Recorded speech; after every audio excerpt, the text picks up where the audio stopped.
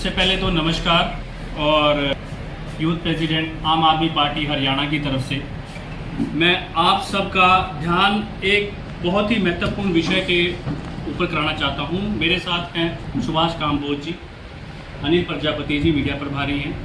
सुभाष काम्बोज जी पूर्व विंग किसान विंग रहे हुए हैं, सचिव कपिल सागवान तेजली जी हैं। पिछले महीने जो हुआ 14 जुलाई को जो हरियाणा सरकार के द्वारा in collaboration with central government जो एक साजिश रची गई थी दिल्ली को डुबाने की, उस साजिश में हुआ क्या था, जो टोटली प्रोपेगेंडा एक था।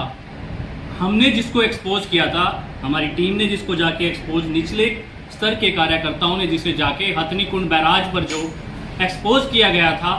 उसमें हमने वहां से दिखाया था कि पूर्वी नहर और पश्चिमी नहर जो भी थी उसमें पानी नहीं छोड़ा गया 9 से 13 अप्रैल तक। तो जब हमने उसको एक्सपोज किया तो आगे जाके जितना भी पानी था आगे गया। हमने जब उसको एक्सपोज किया तो आनन फानन में हरियाणा सरकार के द्वारा वो पानी छोड़ा गया। साथ ही आईटीओ बैराज, जिसमें मुख्यमंत्री जी बोलते हैं कि पहले तो वो बयान देते थे कि जो आईटीओ बैराज है वो हमारे सरकार के अंडर नहीं है, वो दिल्ली सरकार के अंडर है। पर हुआ क्या, जब उन्होंने कोई कमेटी बिठाई,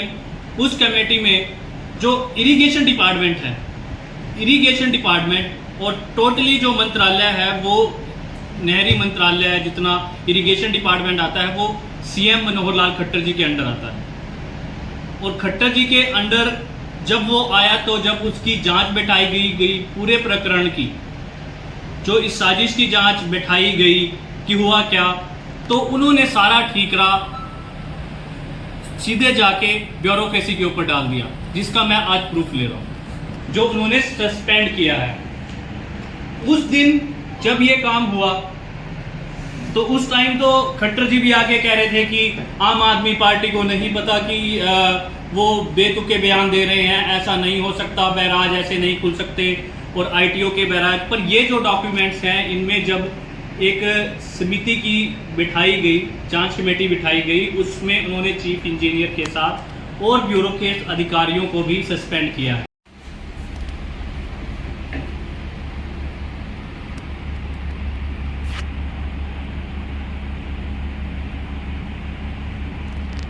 आज जो मुद्दा रहा है उसका मैं मेनली यही कहूंगा कि इस पे भी जो जिम्मेवारी है वो खुद सीएम मनोहर लाल खट्टर जी को लेनी चाहिए थी और उनको आके ये बयान देना चाहिए था। देखिए, इनके पास इतने इंपॉर्टेंट मंत्रालय हैं, सब कुछ इनकी जिम्मेवारी बनती है। जब इतना कुछ, इतनी जिम्मेवारी पद होने के नाते भी वो जब ऐसी चीजें नहीं करते और लास्ट में जिम्मेवारी सारी ब्यूरोक्रेसी में डाल देते हैं, तो वो मतलब उनकी गरिमा को दिखाता है कि वो पद को कैसे हरियाणा सरकार का जो सबसे महत्वपूर्ण पद है,